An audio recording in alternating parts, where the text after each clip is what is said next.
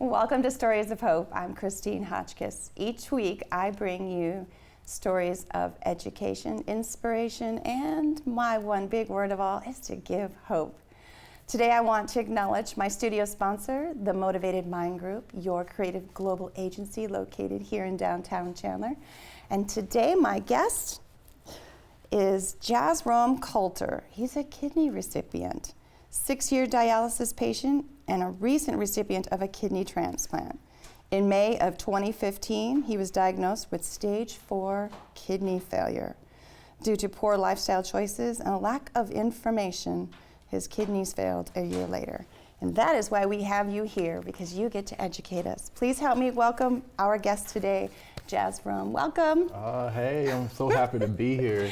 We met in a very short time frame, but enough to where I said, I want to know more about you because I want to know more about the story you have to share for the rest of the world. I'm always excited to just share with the world my journey. It's been so amazing. And that's what's important, is like getting our stories out there, because they can really like help change people's lives. And you know, even when my story started, I wasn't even really ready. I didn't really understand the power it would have on people. And you just never know until you get the information out there. And you know, I'm 2 years into being an advocate. I'm traveling across the nation telling comedy, and you know, kidney patients reach out to me every day, and it's just such an amazing, beautiful thing, and I never really expected any of this. So we're going to go to the very beginning of this, since you didn't expect it, and I can't say we all really expect anything that's going to happen in our lives that change us to where we sit in front of other people and ask questions or give information like you're going to give. You were diagnosed May of 2015. Where did this come from? What was going on that you found out that you had this going on? It's so funny because it was interesting how it started, and I never really get down to the real nitty gritty. And now you do. But it actually started with a number 7 jalapeno bacon burger. All right, now I need to know. Yeah, no, I like want to draw you in. Like, well, number 7's my favorite number, so now I really need to know. Oh yeah, it was so good. Like I say, overall it was worth it, because I mean it got me here, right?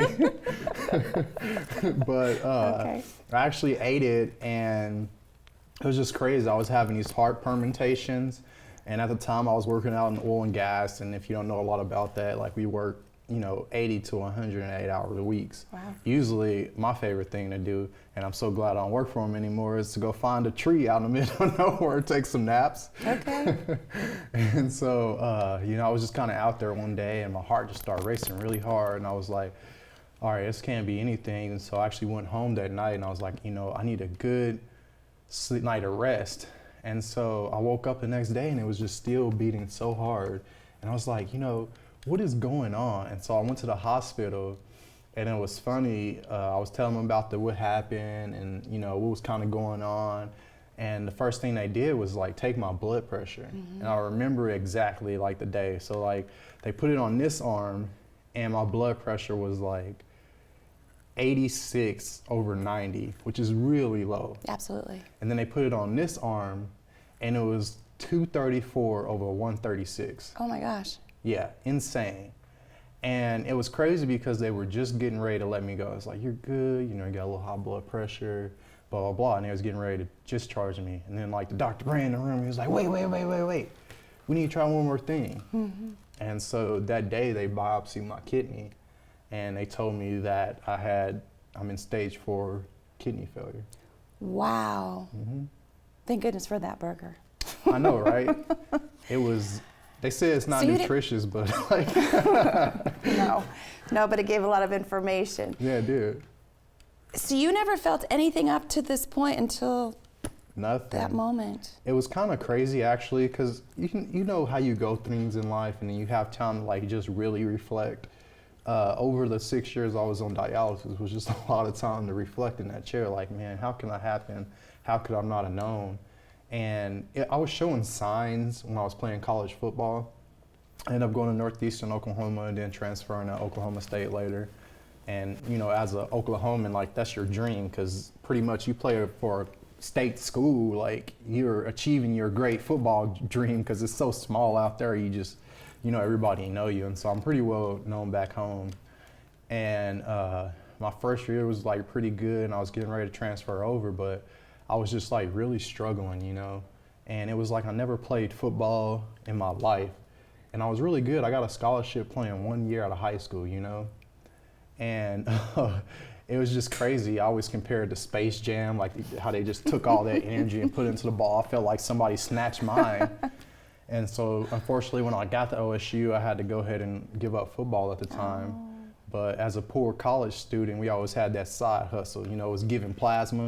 You hit that 50 bucks every week. Sure. And they were telling me, you couldn't do it anymore. yeah, they were like, hey, you got protein in your urine.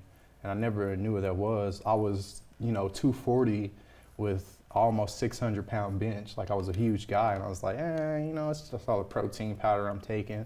And so I never looked in it, but who would have known, you know? That's why they say, pay attention to your body. It has a message. Denial does not have a message. It just causes more problems. So 6 years of dialysis. Mm-hmm. Give me a day in dialysis. Oh man, I guess I should start out with the first day. Okay. I remember I was in the hospital because it took a year for it to fail. The following year, I ended up going back to the hospital. Given I wasn't doing all the correct things, I was still drinking, partying very much. Hold on, so you thought you were invincible, you're gonna do dialysis and steal your old habits. Yeah, there was one point I was traveling every week. I even went to Mexico, just like, I'm gonna live my life. And Well, you were. I'm not worried about this, but the whole time my body was just degenerating. I kept seeing the signs, I was ignoring it. I wasn't taking my meds or seeing a doctor. And so when they failed, it was just, I didn't even know what dialysis was. I thought it was just a word. So describe what failed means. What is that doing with your body? Like the symptoms or just kind of? Because I have functioning, so I don't know what it would mean to fail. Well, failing, it just kind of means that, you know, there's more protein spilling because that's like one of the biggest signs of kidney disease. Okay. And I wasn't able to sleep a lot. I was urinating a lot more, like every 30 minutes. It was keeping me up at night. A lot of fatigue, a lot of vomiting. Oh, wow. Just pretty kind of horrific, you know. And this is the whole time you thought you were still going to do this other stuff. Oh yeah, I was turn up. Okay. Not 2022 Jazrome, no. Like No. So go back onto your journey as the dialysis. And so my first day, I walk into this clinic, and the first thing you notice is like everybody is really old. Oh. Yeah, and so I was the youngest person in my clinic, and we're talking about 80s, 90s, and it was just like the first day, like this is my experience. I walk in, I sit in my chair, they have a assigned seat for you, and I'm looking to my left, and there's this guy, and for y'all that want to know this, dialysis will not get you out of control, but there was a guy in an orange jumpsuit that had just like, he was in Oklahoma County jail, and they would like take him every day to dialysis and then take him back to jail. So don't think if you go to jail, it's gonna get you out. But wow. And so to the right of me, there was this old man, and I just don't even know, like he just died. Were you scared? Oh yeah, I was freaked out. I was like, I don't know if I want to do this, but you really don't have a choice because it's the only thing keeping you alive. I mean, it was crazy how I was kind of devaluing my life, but yet I still wanted to live. And so it just kind of went like that for 6 years, multiple hospitalizations. At some point I had a collapsed lung. 1 week, because I was still drinking so much, I would basically just go in by Friday, drink all weekend, be in the hospital by Monday. And it was a routine. I've seen this, I don't want to say behavior or habit, but I guess we could use both words. Yeah. Was this part of your denial of what you were going through, the way that you were trying to cope with what you were going through, or just being an age and just saying, I'm still invincible, I'll still do this and still have my habits? Yeah, I think it was kind of, I kind of felt more like I was invincible and like I wasn't gonna let this kind of stop me from living. Okay. And so I just kept with it, but you know, it's also like part of addiction too. You just kind of like never realize how something's affecting you until, you know, it's kind of like almost too late. So you talked about your first day in dialysis, and you talked about being the youngest. As we know, illness has no discrimination. It doesn't. And neither does death, right? There's no discrimination on anything. So you got a room full of individuals that you'd never met, and you saw the scenarios, and you would go in there how many days a week? 3 times a week, 4.5 hours a day. So when did the reality hit you that you needed to change and that this was what you have to do? Well, 2018 was a really rough year. You know, it's crazy. They say like death comes in threes, and it really happened that year because the beginning, I lost my cousin due to a motorcycle wreck, and that was in February. And then in August, I lost my best friend, West, and it was like a crazy freak accident in the canal downtown. It's like real big Oklahoma City news, you know. And then a couple of weeks later, I lost my twin brother. Oh my gosh. Yeah, and he was fatally shot, ironically, by my cousin. Well, I didn't mean for this interview to go that direction, but Oh, it is no. a part of our life, and I am sorry to hear of all those losses.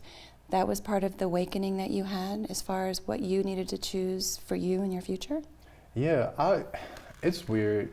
After having so much death in my life, you kind of like gain more value for it, you know? Like, it really just kind of helps me to find my purpose. Because I lost my brother that day, and I always tell people, like, if you really want to know the truth, look back at my Facebook or look back at my Instagram. You'll see that not in one photo I ever smiled that whole time. And then when my brother died, his smile always lit up the room, and so I wanted to be an outlet for that. And so I told myself, in every situation, I would smile every day. So his death gave me that gift. I like that. And it helped me find like true happiness. And I can't say that's the real defining moment. It's the next part. Okay. I had a friend, his name is Bob, and he just approached me when I was drinking and doing all this stuff, and he was like, look, you're killing yourself. And I just never had somebody show me so much love, and he was like, I'll quit drinking with you. Oh, wow. And so he did it with me for like 3 months, and then it's just like after that, it was just in the past. And I can never be like so grateful for that. But you know, they say huge events just like create transitions in your life, and so I'm grateful for all of them.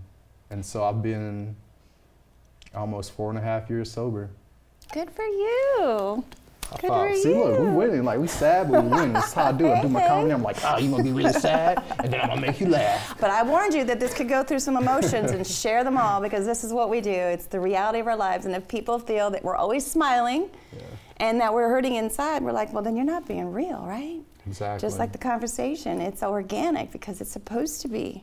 So thank you. You talked about the different journey of it. Now, we know that stage 4 is not a good stage to be in, and dialysis. Now you're on a waiting list, a long waiting list, I'm sure. Oh gosh. Tell us more. Man, it's really, I'm gonna tell you, like, these waiting lists are not for the weak at all. Like, you have to be so disciplined because they'll get on you about anything. And the truth is, I was on 2 lists before I got this transplant. So I got kicked off of 2 lists. Wait, you got kicked off? Yes. I was Is it very strict? Yes, it's very strict, but it makes sense, like, once everything comes together. Okay. I mean, the first time they kind of knew my habits, dealing with the drugs and the alcohol. And so, you know, you kind of have this, like, stamp on you. So when you come in, they're like, you know, we're watching you. Your past is actually going to follow you. Yeah. And so, which is honestly, like, the best gift, because they have to challenge you to be a better you. And that's why I think, like, it was also a part of my growth. Because, like, if you pay attention to me now, like, I'm a real clean, more organized person than I was in the past. I was really dirty, didn't really care about a lot of my hygiene and stuff. And that was like actually funny while I was talking about it this morning. I was like, you know, I ain't really cut up today, and I ain't really feeling it because I'm, you know, and so, like, it's just a part of that growth. I do, thank you. And man, like, getting kicked off those lists, it was hard because I was like, oh my gosh, like, I'm never going to get off dialysis. I never thought I was going to be on dialysis for 6 years. Like, that is crazy to me. This is called Stories of Hope, and you just had 6 years of hope. Yeah. And didn't realize the challenge of what hope was going to be, and so you were the recipient. So tell me about the day you were given the notice that you had a donor and you were going to be having a new kidney. How'd that feel? Honestly, there's just so much to this story. It's just insane. So honestly, like, it was so rewarding. And it was actually last year where I got listed, and I was like kind of freaking out because I didn't really like have a caregiver in line. I didn't know what was gonna happen. I signed up for this list. I moved out to Arizona, didn't really have a close friend group, but you know, he always make it work out somehow. I agree. So being the first time, I was excited because it was the first time I ever got listed, you know, and I was like, oh my God, I'm so close. I want this. I want this. And it was crazy because I was proud of myself because they take our labs and I got on report cards and they can tell everything you do because it's about your water weight, your potassium, your phosphorus, your calcium, like all labs levels. Stuff you never knew about until you went through this process. Oh yeah, like I tell people now, like, you know, I could be a doctor too. I got my CKDD, my chronic kidney disease degree. So I should just be in here treating patients because I know so much now. You know? And now you're an advocate. Yeah, now I'm an Good for advocate. you. And it was just amazing, but ironically enough, the first time they called me, I got that call February 5th this year, and I turned it down. What? Yes.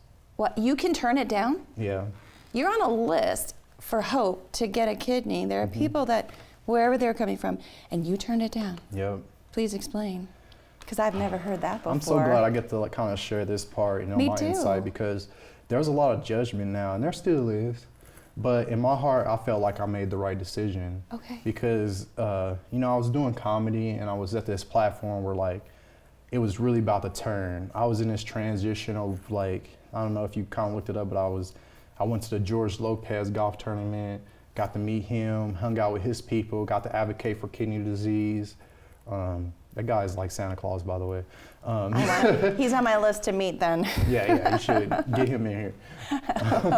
And then also, I had the unique opportunity to go to Orlando, Florida, and be able to do comedy at Disney World for this foundation called NephCure International that I'm working with. Okay. And so they were flying me out there, and then my original, where it started with the first foundation that are dear to my heart, 1 and 9, which they're located here in Phoenix. And, you know, I was like, all right, so if I take this kidney now, like, and I knew in my heart, I was like, God got this plan with me, it'll come at the perfect time. And so when I turned it down, I was like, look, I got to fulfill this first. This is just way bigger and greater than me. And honestly, I have no regrets. I went and I performed, you know, all March, got to go out there to LA, got to do Orlando, touch so many people's lives, be able to spoke, and my comedy grew. And I felt like it was worth it. And then when the time came, towards the end of June. But this whole time, you're needing a kidney. You turned it down, had these great opportunities, mind you.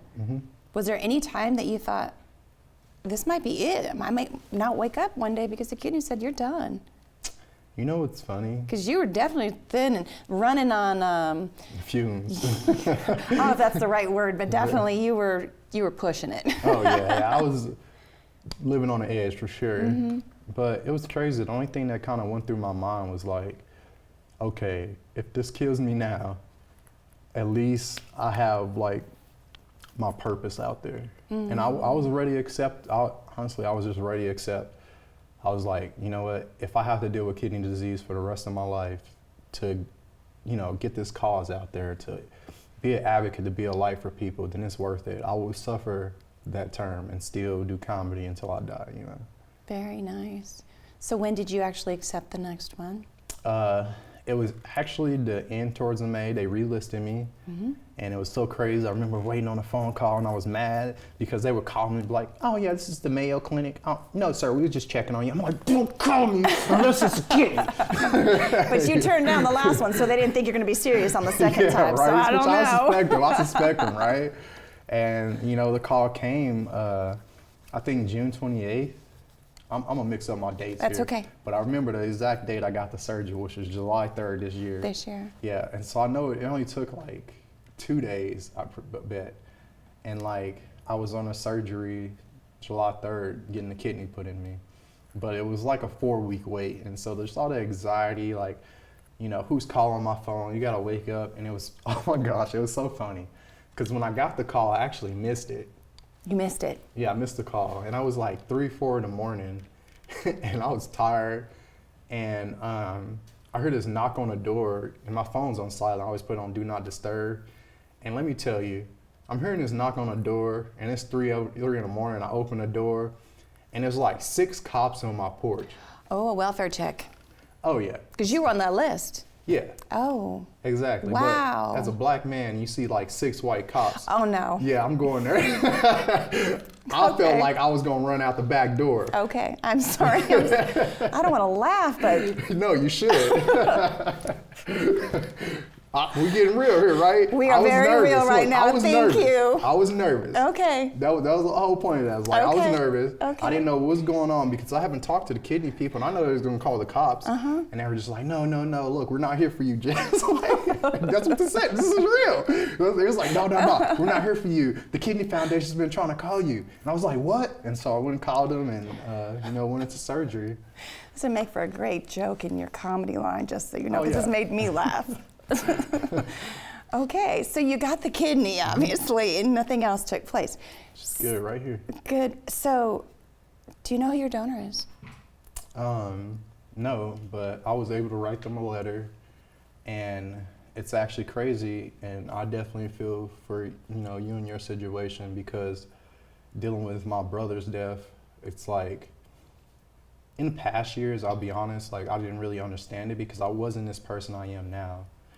And this year when he died on his death date, I cried the whole day. And that letter sat on, I was like, man, I don't really know what to say. And so that letter sat on my desk dresser for 3 months.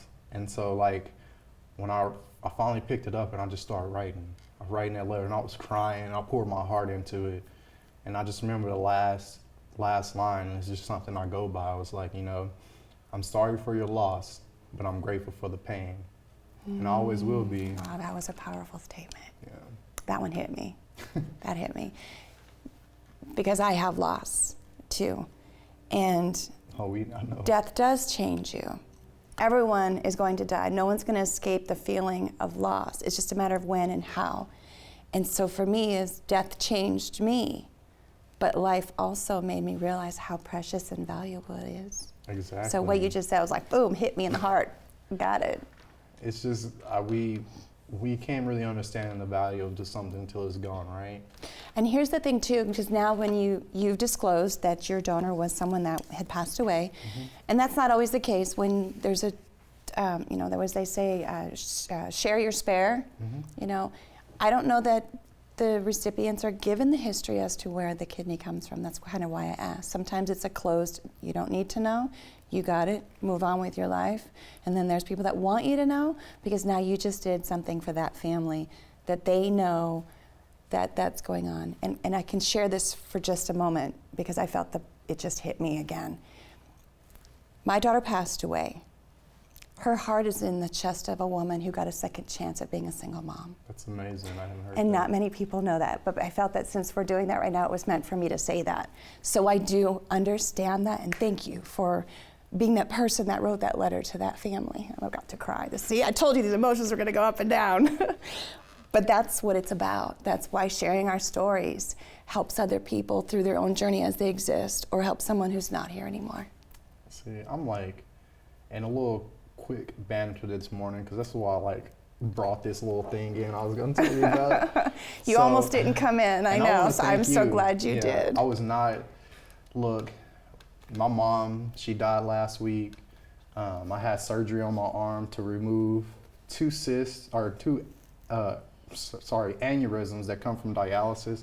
And there was a 3rd one in there that they found that wasn't supposed to belong. And so they removed that. And so I've had a pretty tough week. And then this morning, I actually got into a hit and run. And when you texted me, I was just like, man, I don't know if I can do this today. Like, my head's everywhere. And then I start really like analyzing your text. I'm like, you know what? I'm gonna use this. And so like this is the police report and it says hit and run on it. So I know you wasn't, I had to bring it in for proof, you know. Kind of like a doctor's note. I wasn't gonna be here because I needed to go to the doctor. Yeah, it's no. my doctor's note. So it really happened. And I wanna thank you for empowering me so I could come here and be here today. I think we both empowered each other because we don't always know what's going on in someone's life, and we feel that we can give a little bit of an insight, and not everyone's gonna give you their insight. Like I always tell people, just because someone asks you a question does not mean you have to answer it. Just like if you can't do something, you don't have to tell somebody why. So thank you. It goes both ways because I don't know. So thank you. No, thank you. It's like so excited to be here. So there's a couple things before I get to my final question. Okay. Obviously there's been emotions and comedy going on here. Mm-hmm. Tell me about your comedy. Long story short, came out here to do comedy because COVID was like slim. My sister was like, you should do comedy. And I came out here my first day, I accidentally booked on the show. Don't supposed to do that, supposed to go to open mic, didn't know that. Went on a show, told one joke about this guy coming in looking at my arm, and I was like, wait, bro, I got the disease. He's like, what disease? Because I had these 2 lumps on my arm, you know, so he was freaking out. And I thought it was so funny. I was like, let me go try this on stage. And so I told that one joke. And then I ran off stage. And then afterwards, this lady comes up to me and she's like, hey, keep it going. You got something here. Mm. And so here I am, you know, almost 2 years later doing comedy, traveling around the world officially. I'll be doing my Europe tour next year and then going down to Kenya to work with another kidney foundation. I work for about 6 of them now. Hopping around America, you know, spreading this good word, and nice. I would definitely like to thank that woman. Nice. What is your brother's name? Jazzman, Coulter, Jazzman and Jazrome. Oh, nice. Okay. Ninja and Butter. I say that because it's a stickler of mine that when we have our loved ones pass, we're the ones that live with that every day, and people come at that time, obviously, you know, to pay their respects and be the support, but then there's a time frame where they go on with their lives, but we still have them to remember. Exactly. And so my stickler is to always share that person's name. So that's why I asked you. Thank you. Absolutely. Now my final question. Wait, actually, do you have a website or a location, your Instagram? Here's where you get to give more information that we may not have on the screen as to find you. Just welcome you to follow me in my journey. I just want to change the world with my comedy with kidney disease. I know I will. Just follow me at Instagram, AJ_Coulter2 or AJCoulterComedy.com. And yes, I know it's confusing. I'm going through this whole identity thing. I did AJ for years, and now I'm finally accepting me for who I am and going by my real name, Jazrome. Been there, done that. Good for you. Welcome to who you are. Thank you. Is there anything I did not ask that you want to share that maybe I forgot or wouldn't have thought because I just only know this side of it?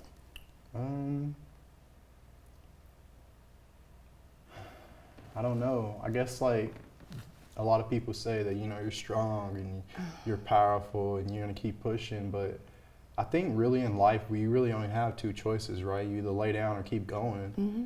And like my best message to you is just keep going because you never know how it's going to pay off. Look at Richard. You denied a kidney and then you got to go there. Now you're going everywhere. So yeah, you just don't know.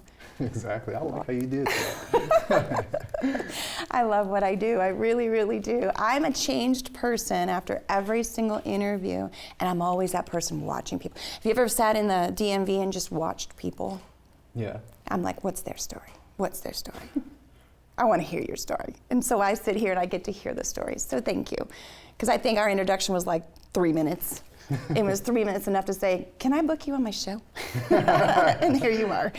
Okay, so my final question is this. Ready? Mm-hmm. So if I say this every time, if this was the only question that I was ever to ask anybody to have my own idea of what type of person they were, because they always say you have 7 seconds to make a first impression. So you better make a really good one in 3 seconds, forget the 7. What message would you like to leave based on your journey? would say always smile and just give what you got, you know? Sometimes we don't have a lot to give, but a smile is a great accessory, right? Yeah, I love it. I wear mine every day. I was told as a kid I had too big of a smile, and then I grew into my name and my smile, and I'm good with it. And you are a very beautiful smile. So a smile, it brings in a lot of things, and it makes you feel good too. Exactly. It'll change your energy. It does change your energy. Thank you for giving me your time, sharing your journey, and I wish you the best of luck in your future and your new identity and your comedy. Thank and you your so new much. kidney. I know. Her name is Sheila. Oh, I was going to ask if there was a name, so there we are. Wait. I'm confused. Sheila's the name of my car. Only a comedian is going to say that. Okay, thank you very much. You're welcome. I appreciate it. I want to say thank you to my studio sponsor, the Motivated Mind Group, your creative global agency located here in downtown Chandler. If you have a story you want to share, know someone who has a story, or you're a nonprofit that's making a difference in your community, please email me to the address of stories@christinehotchkiss.com. Until next time, everyone, I wish you well, and you take care.